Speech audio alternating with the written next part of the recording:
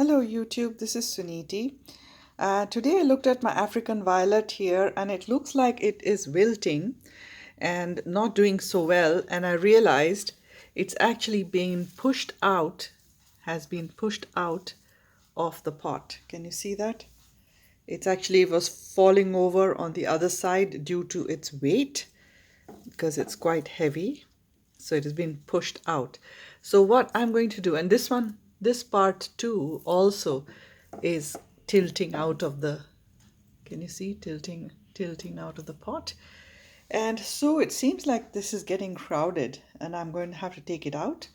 So I pulled at it a little bit, and it's not difficult to separate it. It's just the leaves that are tangled up. Oops, that's going overboard too. Oh my God. So look at that. It's all coming apart. Maybe I'll lose some leaves here. Yeah. So it's all right. Oh my God. So here we are, like it's out of the pot.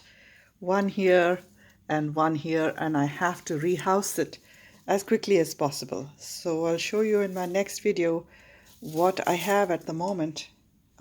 Here it is. So here is one, came right out. Let's look at the roots. Okay, all right. I will repot and show you what happens. Thanks.